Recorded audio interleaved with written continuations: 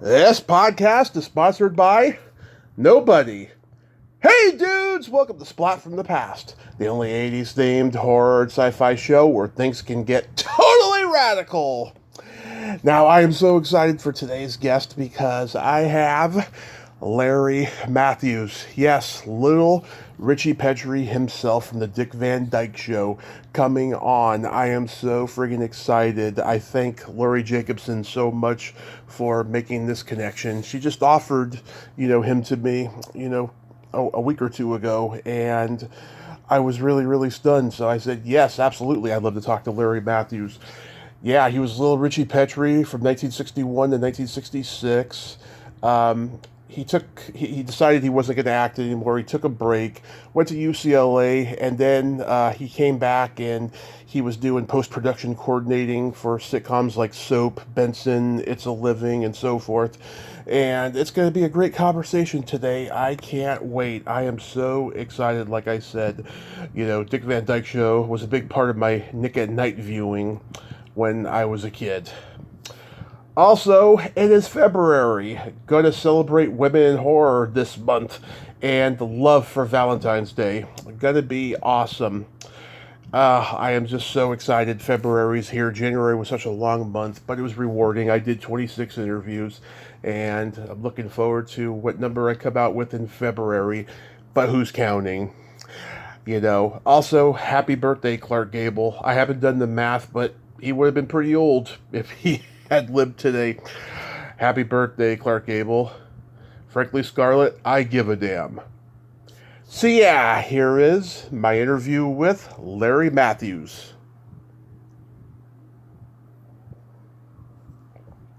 Hey, Larry, welcome to the show. How are you today, sir? I'm good, Tommy. How you doing?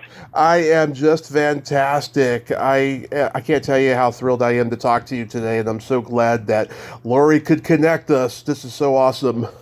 Well, my pleasure. Thank you for saying that. I appreciate it. Absolutely. So, going back in time, you were pretty young when you got on the Dick Van Dyke Show. Were you a born actor? Well, I don't know. That's a good question, I don't know if any of us ever can answer that a lot. I guess, there was some talent running through my family. My parents were musicians, and I'm one of 7 kids, and I guess I'm just that one that got that, push or desire or whatever to just get out there and be kind of, just hamish, kind of get out there. Yeah. I'm trying to think of the word for it, but you know what I'm talking about. Just, always trying to cut it up and have fun and imitate and do stuff like that. I used to watch the Chipmunks, Alvin and the Chipmunks on TV, and I would imitate them, and that was kind of like my big thing. So, and it was just fun. I just had enjoyed it, so. Oh, yeah, absolutely. I got to grow up with the second wave of Alvin and the Chipmunks, but you grew up with the original. Were your parents in the business or no? Not really. I mean, again, as I said, my mother, when she was a kid, actually was like an extra on the old Little Rascals, the original Our Gang. Mm-hmm. But never really pursued it. But they were both musically, musical. And my dad was in the Navy band, and my grandfather was a pretty famous musician from back out in the end of Long Island. And my mother played in the USO, and she was piano and organ. That's how they met. They met each other at the USO during the war. The war. So, yeah. I guess there's that going on. In terms of some of the, kind of like creative talent that kind of runs through some of the genes, but right. Never really in any kind of like thing like I was, or any kind of show, or any kind of like career as I was fortunate enough to have. What was your family Italian? Sicilian, yeah. Yeah. My grandparents are from Messina. My mom's about as white bread as it comes, but that's okay. She was German and English, and but it was a great mix of things. But I definitely got a lot of the Sicilian side in me for sure. Yeah, we got Sicilian Italian on my mom's side of the family, and we grew up Catholic. So I'm very familiar with all of that stuff. Guilt is our middle name. Oh my God. I'll tell you what, between the Catholics and the Jews, nobody needs any more guilt in the world. Let's be real. It's true. It's true. So you get cast as Ritchie on the Dick Van Dyke Show, and for people who don't know, Carl Reiner did a pilot version of the show in 1959 called Head of the Family, where he was Rob Petrie, and Gary Morgan was Ritchie. And I had Gary on a few years ago. He went on to become a stuntman in Hollywood and stuff. And so this new version was being made. So it was just a standard audition. Yeah, yes, it was basically kind of go back into what you said. Yeah, the Head of the Family didn't sell, and Sheldon Leonard saw it and went to Carl and said, "This is a great idea. Would you allow me to remake the pilot, but not with you?" And of course, they said yes. And then they found Dick, and then the rest of the cast fell into place. And when I was auditioned, like I said, I was always out in front of the house, just playing and imitating our mailman. Said to my mother, Larry's quite outgoing here and very, the word I'm looking for, but you know what I'm talking about. Mm-hmm. And he said, I know a woman who teaches acting lessons to children, and would you like, you think he'd like to do that? So she asked me, and I said, sure, that sounds fun. I mean, I get to basically pretend I'm somebody else besides me. Sure, I like that. Every kid's dream, right? Yeah. And so I took lessons from her. The agents would come and watch us do scenes from do showcases, and then they decided to represent me, which was nice. And then they sent me an interview with Carl, and it was just, I remember being in the interview with Carl, and the first episode called "The Sick Boy and the Sitter" was where Ritchie was sick, and Carl said, I want you to pretend you're really sick and your tummy really hurts. Can you do that? Yeah, I can do that. And we talked about the cupcake thing, and I remember it pretty vividly, believe it or not, for being 5 years old. Mm-hmm. And then it came down to me and another kid, and Carl kind of was leaning toward me because he wanted somebody that had never really done anything in the business that could just be kind of a fresh entity in there. And so, I got lucky, and Carl said, let's go with Larry. I like what I see in him. There we go. Wow. And as a kid, did you think the show would last 5 years, or were you hoping that it would end so fast so you can go to school and be normal after a while? No, I loved it. It's funny, doing that show, it never really crosses your mind as a child that you're going to do this for 5 years. It's just you get up, you go do it, it's fun. End of the year comes, and next thing you know, they say, well, we're doing another year, and that's great. And you just kind of almost take it for granted as a kid because you don't really understand the business that well. Yeah. But conversely, when I was in grade school, and I went from first to third grade because I had a private tutor. And when I would go back into my regular school, which was a Catholic, parochial school in Burbank, California, I hated it. It was just horrible. The kids were horrible. I didn't, mm-hmm. I was younger than them, so they were, always very kind of bullyish, and that was a little kid star. Why are you not here? And God only knows what their parents told them. And I don't really care, but anyway, it was not a pleasant experience. So I look forward to going back to the Dick Van Dyke Show every year, so I didn't have to be in school with all these kids all the time. Yeah, I know some child actors have told me when they were in school it was pretty tough. Kids would say horrible things to their face or behind their back, and make up things. It was pretty awful for a lot of them. No, it was not a pleasant experience until I got to high school, and then everything turned around, and I loved my high school, and it was just everything flipped, and I had a great time, after that in my school. Yeah. So you guys filmed at Desilu Studios. Did you see Robert Stack on the lot when he was doing The Untouchables? So no, there was two Desilu lots. There was the one on Gower and Melrose, which is Paramount. And then there was the Desilu Cahuenga lot, which was what we were on. So that was on Cahuenga and Willoughby in Hollywood. And where the lot we were on was Danny Thomas, Make Room for Daddy. Mm-hmm. Joey Bishop's show was shooting there. Andy Griffiths was shooting there. So, Ron was there all the time. And then I Spy shot there. Robert Cope and Bill Cosby taught me how to throw a football, so that's kind of interesting. Crazy. Yeah. My mom and I, we were in Hollywood about 5 years ago, and we went to the Roscoe's Chicken and Waffles over there on Sunset, and we parked in the Sunset Gower parking lot, and my mom's like, "What's this place?" I'm like, "Mom, this is the famous, legendary Sunset Gowers, where every show we ever loved that was shot for Columbia and so forth was shot here," Yep. That was the Columbia lot, and that's where we did soap. Yeah. Soap for all the years I did, and that was at the Sunset Gower lot. Yeah, it was a great lot. Yeah. Was Lucy and Desi always around? Desi would make an appearance here and there. Lucy more than Desi.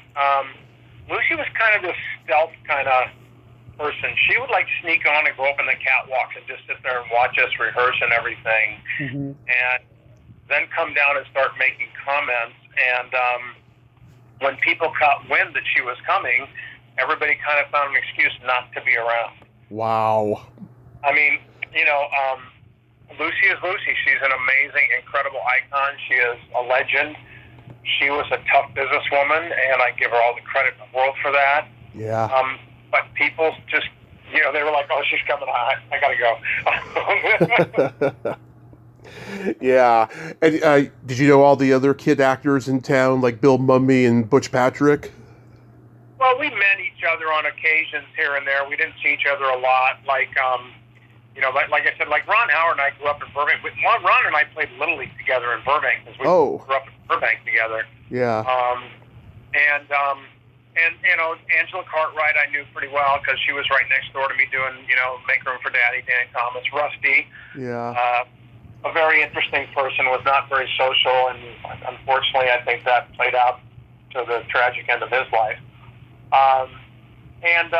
But we would see each other on promo things or, events that, were CBS events or things like that where we showed up. And, I'd see Johnny Provost and Stan and Barry Livingston and those guys. Barry was actually on an episode of the Dick Van Dyke Show one time. Yep. And so we kind of just knew each other. And then as the years went on and we just kind of did other little events and stuff and then started doing some of these, nostalgia shows where we would sit and sign and talk to the old stuff. Then we got to know each other, on a whole nother level. So a lot of them are good friends right now. So, yeah. Yeah, it's pretty interesting how you've all come together with these autograph shows and everything and become friends. Yeah, yep, definitely. Now Dick is almost 99. He's going to live forever. He's immortal, I think. He was coming off of, being a Broadway star at this time. Do you think he was prepared for, what was to come? Well, if you listen to Dick sometimes talk in his interviews over the years, Dick is just one of these people that was happy to work.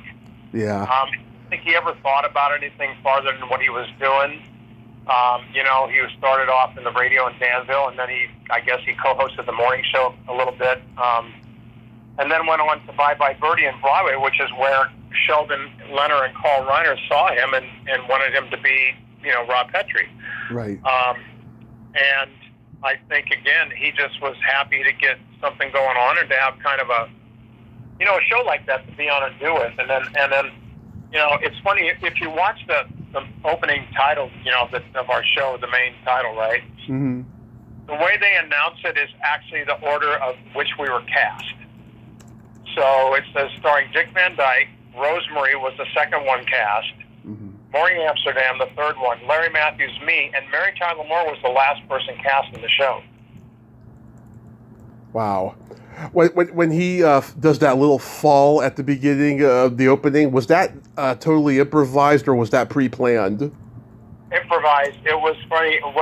If you look at the first season, the main title was just a bunch of our photos, laying on a table. They kind of going in and out of the table there. Yeah. And then Paul wanted to actually shoot a real main title opening for the show, and so the show was he'd come in and he would dodge the ottoman And Dick said, I think I should trip over it, And they went, because Dick was very physical, comedic. He's a very physical comic, and amazing at it, right? And so he tripped over it, and everybody went, oh my God, that's hysterical. So we shot 2 of them. We shot that with him tripping over, then we shot him dodging it. And believe it or not, it ended up over the years that we found out later that people in Vegas were betting on whether he'd trip over the ottoman or not that week. Yeah, well, at least he did make a career out of it. I mean, look at Jerry Lewis and Chevy Chase with those pratfalls, Yeah, I mean, it's just perfect. And Dick was just so fluid at it in so many ways, not just the falls, but, watch him when he does, imitates when he's drunk, and oh my God, the just physicality, his dancing, his reactions and back and forth, and with Maury and Rosemary, he's just amazing at that. And again, get back to what we were saying, I don't think he ever really thought about it. It just kind of came naturally for him. Mm-hmm. I really don't even think Dick realized how talented he was in a lot of ways. And maybe still to this day. He's very humble, he has no ego. No, he's so thankful and happy to have such a great career, and it's Dick. He's just that person. Yeah, and also too, back then it was hard for TV stars to break into movies. But when Dick was in Mary Poppins and it came out, I mean, was everyone just astounded by that? Well, I don't know if astounded is the right word. I think we all kind of knew that he would, whatever he did, he would do perfect. You know what I mean? It was just Dick. That was just how wonderful and how talented he was. So we were all very happy and proud. I actually got to in Burbank. I lived a half a block from the Disney Studios. So when they were shooting Mary Poppins, my mom arranged. I went on the set and watched them shoot the chimney sweep scene, the Step in Time number. Wow. What was the electricity like in the studio? I mean, was it a good feeling, like this is going to be good when it's on screen? It's funny because, again, I don't know if it's different. So for your audience might not know. Yeah. When you shoot movies, it's all very like piece here, piece here, piece here, piece here, piece here. Do this, do that, and edit together. Unlike a sitcom where we shot it in sequence in front of a live audience, so it was always we knew it was like a play, basically. Mm-hmm. Movies are not like that. Movies are shot completely out of sequence and put together depending on the schedule, the people, the time, et cetera, et cetera. So when I watched him do this scene, I was completely thoroughly entertained and thought it was wonderful. But at that moment, you really don't understand or know how it's going to play out once it's cut together. Did you get to go to the premiere? No, I did not get to go to the premiere, no. Wasn't that lucky. Oh, okay. Now, I adored Mary Tyler Moore, and I just think she was just a genius of a performer. I mean, I've heard mixed things about her, but what was your experience working with her? I love Mary. I love her to death. I loved her. She was like a mom to me in a lot of ways. She was very nurturing. She was very caring. And she was also very tutoring in terms of when we would be doing scenes and we would be rehearsing and she would be with me, or we would stop and be rehearsing and she would say, Larry, how about this? Or maybe you should do this or try this or come over here and talk to me from here because, just things like that where she was just amazing. And look, Mary was a businesswoman. Mary could be very tough. She people will tell you this, and even Mary has said this in her documentary. She was not a real warm person in a lot of ways to people. She was just Mary. She was business, but she was incredibly talented. And for the people she loved, she poured her heart out to them. And so, she said in her book at one point that I felt more like a child to her when we were doing the Dick Van Dyke Show than her own son did. Wow. We were around a lot more, and she just, I think, and we've talked about this, Rosemary, me, over the years, Dick, everybody. Mary was probably the most pure actor of us all. Mm-hmm. You know what I mean? Yeah. Everybody else was just kind of doing their thing. Maury and Rose were vaudeville, and they were great. They were that perfect complement to each other. Dick was just being Dick. I was a kid. Carl was obviously great. But Mary was a real craftsman. I mean, she really worked and really wanted to make her improve everything she did on screen.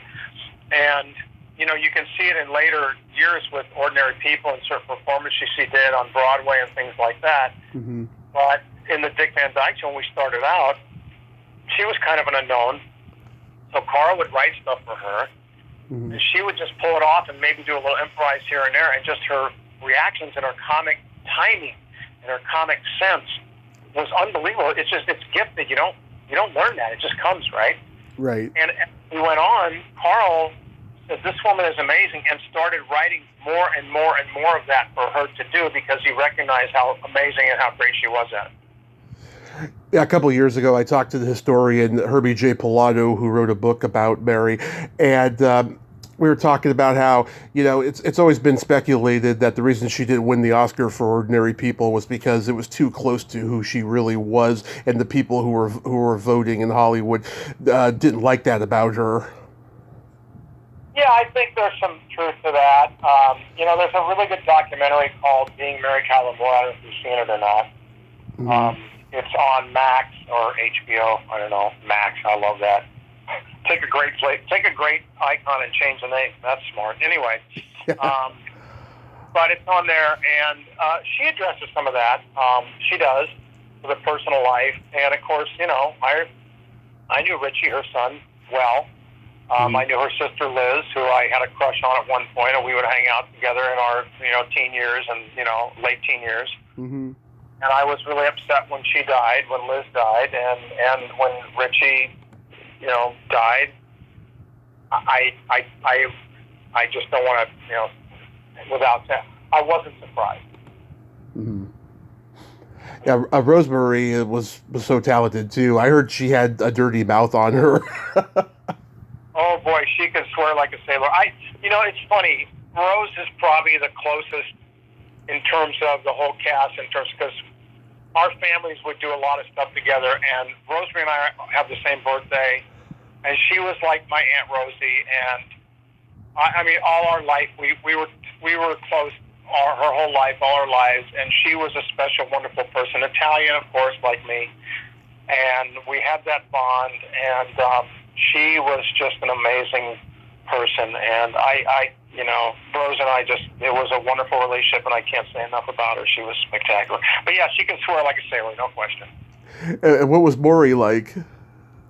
Maury was, everything you see on screen was Maury. Maury was like, I have to say, you know, I don't know, you know, Carl and Mel Brooks were, you know, partners, of course, and did a lot of stuff together. Well, yeah. If you ever meet Mel Brooks or talk to him, I met Mel several times, and I've, you know, over the years. Yeah. Mel is exactly the way he is in person, like he is on screen. Oh yeah.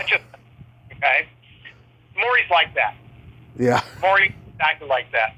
Maury's just like, always a joke, always cutting up, making this. What about this? What about that? Telling a story, cracking a joke, this and that. I remember when we did Dick Van Dyke's dedication of his star on Hollywood Boulevard, and we were there. It was Dick, Sheldon Leonard, Carl Reiner, Maury Amsterdam, and myself.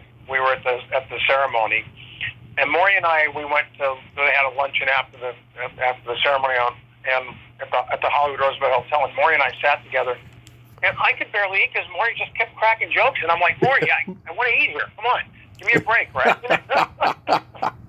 I remember the early 90s, they reunited on Comic Relief 5, and Dick was like, I'm surprised you all still remember me, and Maury was like, I remember her from the Mary Tyler Moore Show. Yeah, he was just like that.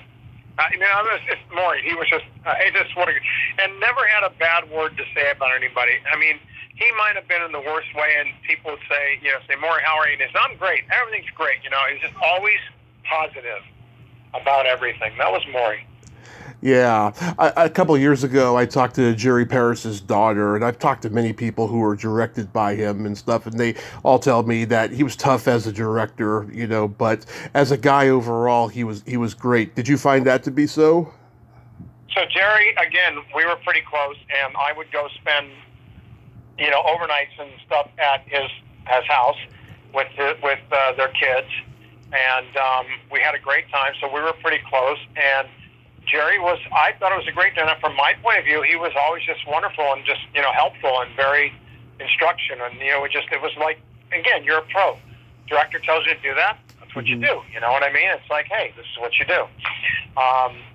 But I thought he was brilliant, and as a person, he was just one of the most wonderful, genuinely sweet human beings I've ever known in my life. He was just great. And we were really, Tommy, we were like a family. I mean, you know, it's a cliche thing, and you hear it and this and that, but we really were. I mean, we spent time with each other's families. We did things outside of the studio with each other. You know what I mean? Yeah. Absolutely. I mean, in those days, you know, when you're spending all that time together and there's no internet at that time, yeah, you're all going to become a family, you know? Yeah, definitely. Now, going through the episode guide, man, there were so many iconic people that guest starred on there. There was Van Williams, there was Strother Martin, Don Rickles, Robert Vaughn, Jack Albertson, Jesse White. His daughter Carol's a friend of mine. I mean, so many huge names. Anything stand out? It goes on and on. Dick Damone, who was a wonderful guy. Yeah. You know, Bob Crane was on an episode with us. You know, it was funny in the documentary that my buddy David Van Dusen did on the 60th anniversary of Dick Van Dyke Show. He talked to a lot of people that were still around or relatives, and they said it was kind of a thing in Hollywood that everybody wanted to be a guest on the Dick Van Dyke Show at that time. It was like, God, and you got a call to be a guest. Or, oh my God, I got the call to be a guest on the Dick Van Dyke Show. This is great, right? Because that's what it was. I mean, Jamie Farr, you know, Mm-hmm. with it, you know. Jackie Joseph, who I've talked to a few times, great lady, she was on there. Yeah, a lot of great people. Kathleen Freeman, who of course did a lot of Jerry Lewis movies. Yeah. Also, Chad and Jeremy were on there, and that was before they were on Batman. What do you remember about them? Oh, that was so much fun. That was such a great episode. Now, see, keep in mind now, at the time, I was old enough I was big music because I come from the music family, and of course, I'm 6 out of 7. I'm number 6 down the line of 7. So we were big music people, so I knew rock and roll, and I knew all that. I mean, my sisters went to see the Beatles in Dodger Stadium, and, you know, I grew up with all that stuff. So I knew Chad and Jeremy, and I was thrilled to death they were there. And they were so cool. And I remember, you know, I would talk to them, and they kind of would do little rips of songs, you know, when I was there. And I'm like, this is so cool, man. I can't believe it, but Chad and Jeremy. Yeah, I heard later that the reason they were on Batman was because Simon and Garfunkel turned it down. Oh, I didn't know that, but that makes a lot of sense, I guess. That's funny. Yeah, they literally did not want to come to Los Angeles unless they were doing a concert. Yeah. Do you have any favorite episodes? Yeah, I have a few of them actually, and a couple of them with me as a performer, which I thought was one of my best performances. My favorite in terms of my acting job was Never Name a Duck, which was where Ritchie got the 2 ducks as pets.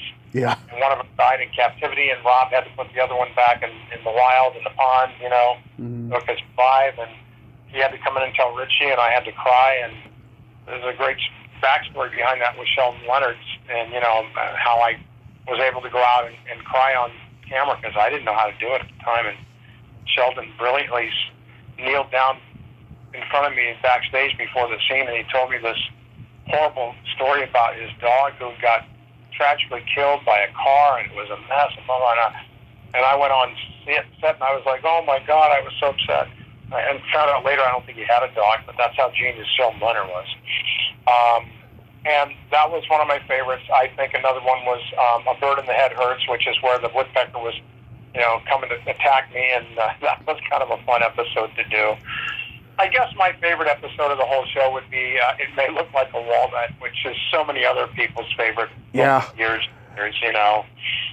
That episode is just as iconic as Lucy stomping on grapes or the Chocolate Factory. You know, it's that legendary. And you want to know something? Sheldon Leonard hated it. Really? Well, he did it first. Carl wrote the script, and they wanted to do something different. I think it was our 3rd season. And Carl wanted to do something different. And Sheldon came in for the reading, and they read it. And Sheldon got up and walked out during the reading and said, this is horrible. I don't want this to be, man. I won't be any part of this. He said, this is the worst show I've ever seen in my life, and I won't be any part of it. You're on your own, and walked out. And we went ahead and did it. We rehearsed, and finally when we did our show in front of the audience and everything, Sheldon came up to Carl and said, I was so wrong. You were right, and this is one of the greatest comedy shows I've ever seen. Don't ever listen to me again. Do what you want. Yeah.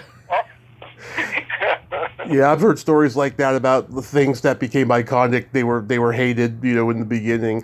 Yeah. I love the one where Mary's big toe is stuck in the water faucet in the shower.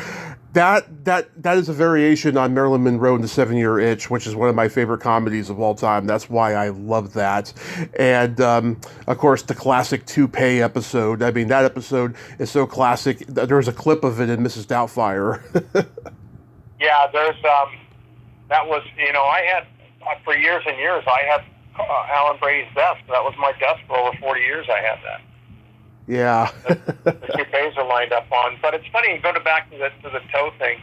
That was a real story. It happened to, I want to say, either Bill Persky's wife or Sam Denoff's wife. Mm-hmm. And that's how they wrote that, even though the Marilyn Monroe thing was there. But they wouldn't have done that. What Carl would do, which is why he was so brilliant, why the Dick Van Dyke Show, I think, to this day holds up so well over the time. Mm-hmm. Carl never wanted to make anything as a current period piece, right? Because he wanted the show to last forever. But the writers would come in after the hiatus in summers, and he would sit around and they would say, "So what happened to you this summer? What happened to you guys this summer? Anything fun happened? Anything new?" And they would come up with stories that were real stories, and that's what they wrote the shows about. And I thought that was brilliant. Yeah. And I was on YouTube the other night, and I watched this episode you did of the Dick Powell Theater called Tomorrow the Man. Yep. Yeah, how was that experience? It was great. It was kind of one of my first things I did outside the Dick Van Dyke Show, and I was just so thrilled to be able to do it. And it was with Vito Scotti. Yeah. And it was just a great experience. Dick Powell was really a wonderful guy, and I didn't get to hang out with him or talk to him a lot, but when we were on set, he was wonderful, and it was just kind of a fun, dramatic thing I got to do in the midst of all this, comedic show I was in. Yeah, you got Eli Wallach, Kim Hunter, and Richard Carell, who was coming off of Leave It to Beaver. I'm sorry, Eli Wallach, you're right. I said Vito Scotti, I was wrong. Eli Wallach, yeah, exactly. Yeah, I was like, where was Vito Scotti in there? Well, Vito was the painter in Give Me Your Walls in the Dick Van Dyke Show. So I got confused. Yeah. Yeah. Eli Wallach, yeah, it was a great experience for me, and I really love it. I wish I had done more of that. Really, people ask me all the time, well, what did you not like acting? Did you not want to do it? And I know I love acting. I love performing. I enjoy it tremendously, and I'm pretty good at it. But just as life is weird. Opportunities present themselves, in and out one way, and mine presented itself in going a different direction, in behind the scenes, and I did that. I spent 40 plus years in production and post production, and did really well with it, and that's what I did. So, it just kind of life takes its turns. You just kind of go with it. Yeah. So you went to UCLA. What did you study there? Theater arts. Okay. Yeah, because I have a friend who said she was in your class, and she says hi, Wally Ann Wharton. Oh my God! Seriously? Yeah. That's funny, man. Oh my God! Yeah, that was. Hey, you're dating yourself, buddy. Calm down there. Yeah. Yeah, she is awesome, and she remembers you in the class.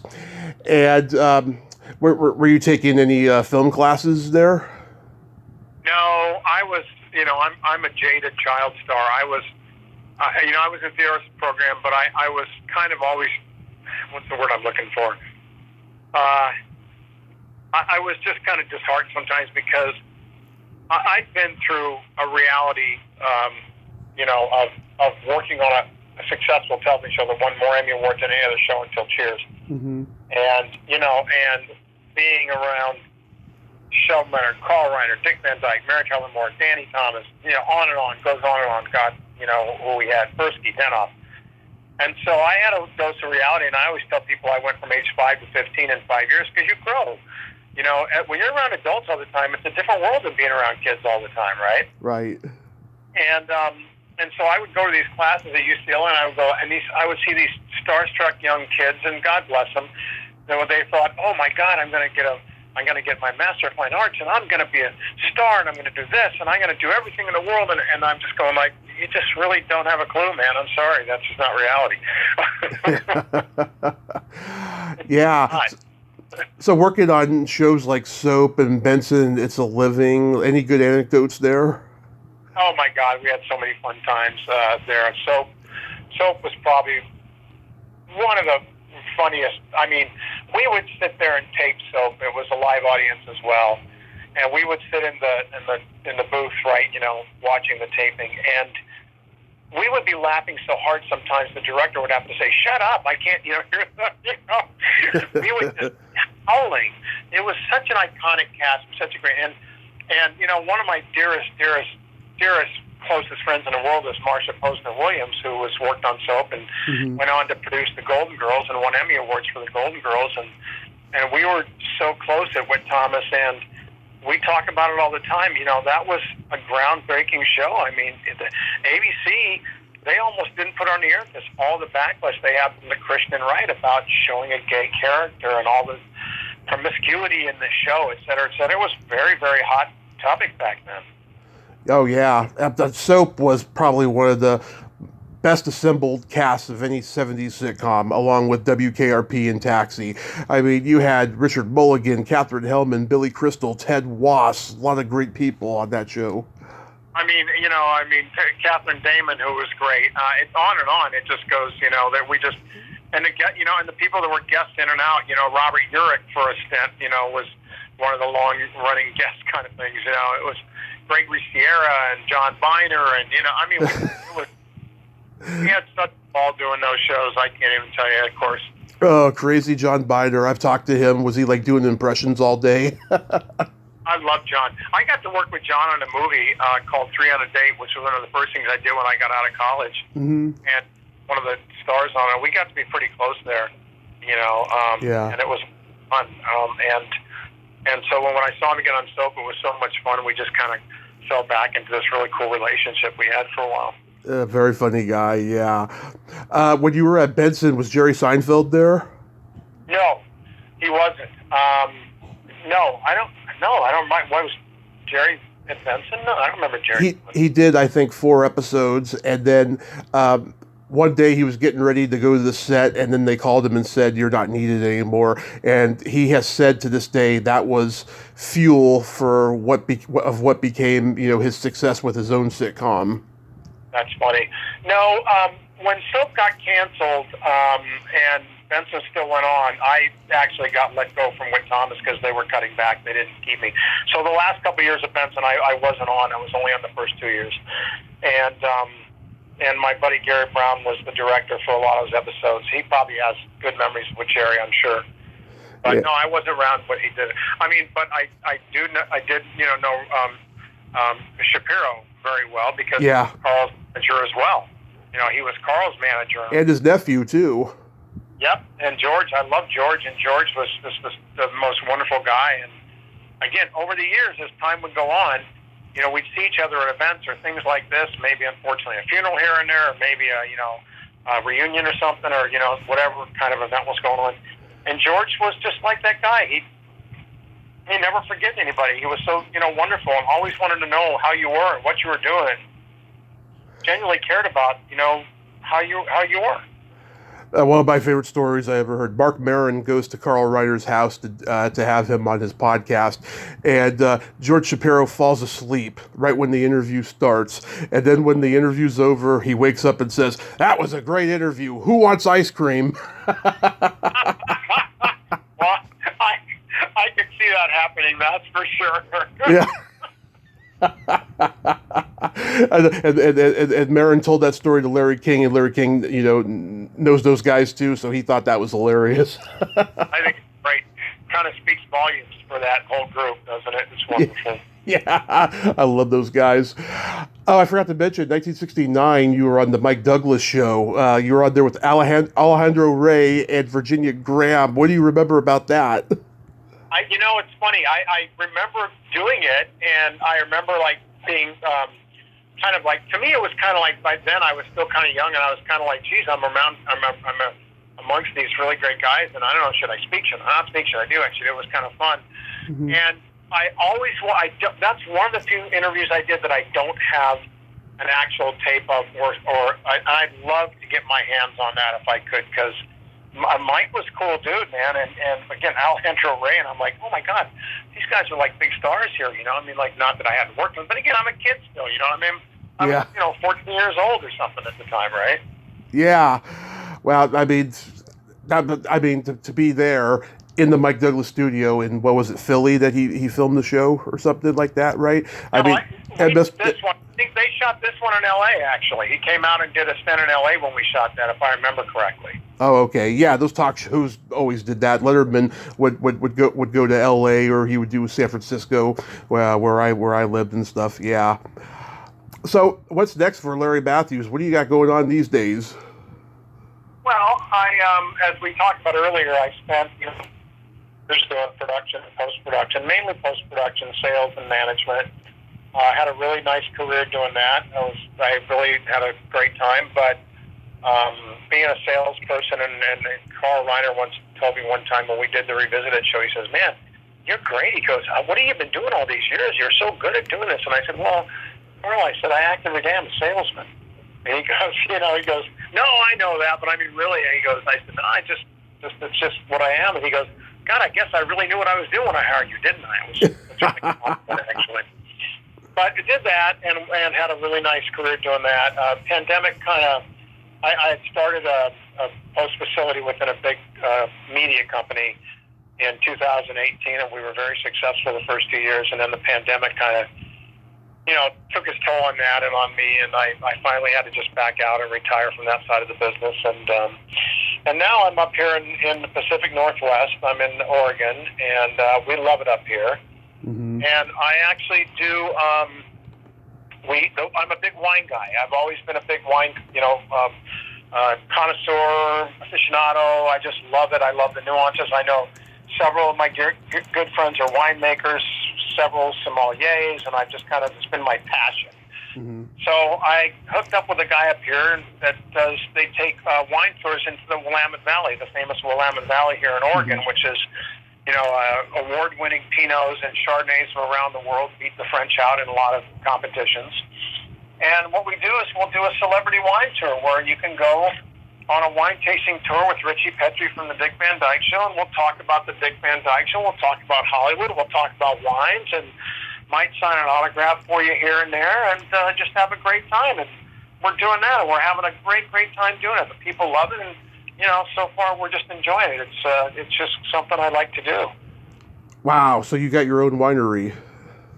No, again, it's a company that you go online and you'll see it's called the Great Oregon Wine Tour. Mm-hmm. And you look it up and you basically pick the tour you want to go on, and then we'll pick you up in the Oregon area. We'll take you down, visit 3 wineries, give you lunch, mm-hmm. Go through, meet some of the winemakers if they're there. Just a great experience of touring and tasting wine, which we provide for people, and that's what we do. Okay, because my friend Adrienne King, who is best known for the first Friday the 13th movie, and she was the Burger King girl in the late 70s, she has a winery up in Oregon called the Crystal Lake Winery. Oh, really? You're going to have to send me her little contact later. I would have to contact her. That sounds fun. Oh, yeah. She's had it for quite a while now, and I've been sober for 9 years. I haven't touched any alcohol, but I'm sure it's fantastic because Adrienne herself is fantastic, so I'm sure it's quality wine. Please send me that. I'd love to get in touch with her. I would absolutely. I definitely will. And do you have any autograph shows coming up? Yeah, so it looks like we got a pretty good schedule this year. I'm going to be at the Missouri Cherry Blossom Festival in April from the 24th to the 28th. That's in Marshfield, Missouri, which is near Springfield. And I'll be one of the guests there, signing autographs, meeting people, doing, events with people for those 3 days. Evidently, it's a very, very nice, fun event to do, and we got a very eclectic mix of stuff. Stan Livingston's going to be there, I think. Beverly Washburn's going to be there with me. Love them. What's that? I love both of them. They're great people. Amazing people. And then they have another they have grandchildren and great uncles and, great nieces of presidents and stuff. It's kind of an interesting kind of festival they do every year. It's very successful. So I can do that. In September, looks like we're going to do a night of the Desilu Child Stars down in L.A., where a lot of us are going to be there at an event where people come and meet us and have dinner and have an event with us there. And then let's see something. In September, later in September, I'm going to be going to Baltimore to do the, hang on a second, I'm going to tell you the name of it. I'm so embarrassed I don't know it off the top of my head, but that's It's what okay. happens when you're old. Sorry, that's what happens when you're old. It's okay, I forget stuff. It's in Baltimore, Maryland. It's going to be the second or third week of September, and I'm going to be doing autographs back there. And again, I think Stanley's going to be there as well, and some other people that we are known friends with, and so that's exciting to do that. And so that's kind of what's coming up this year. Some events.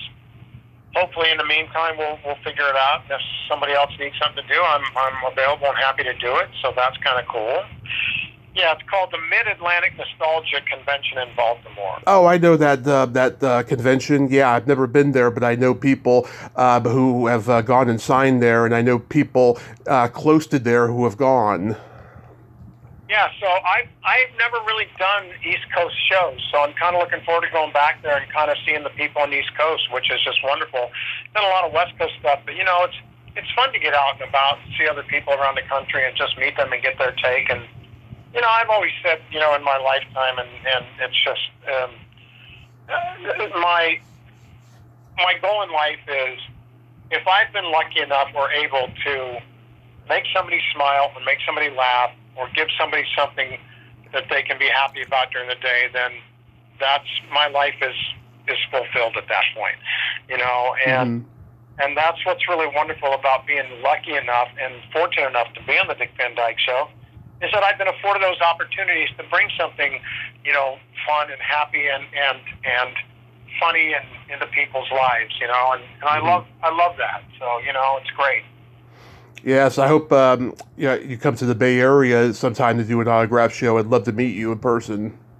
I'd love to. I love to. But listen, of course, we go down and see John and Lori a lot, so right there, and and we love that. And so, I took two of my oldest friends are some of the oldest winemakers in Napa. So yeah, we love to go to the Bay Area, and we'll absolutely do that, man. We'll go out. We'll have some fun. We'll have a little food together and enjoy a nice day, and that'll be great to see you.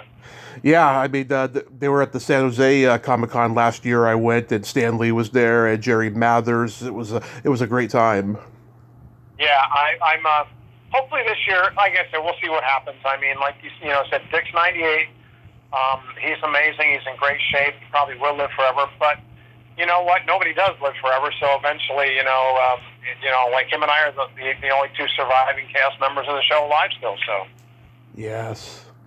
Well, Larry, I thank you so much for coming on today. And once again, I'm happy that Lori could connect us. And I hope you have a fabulous year of traveling around doing the cons. Be safe out there.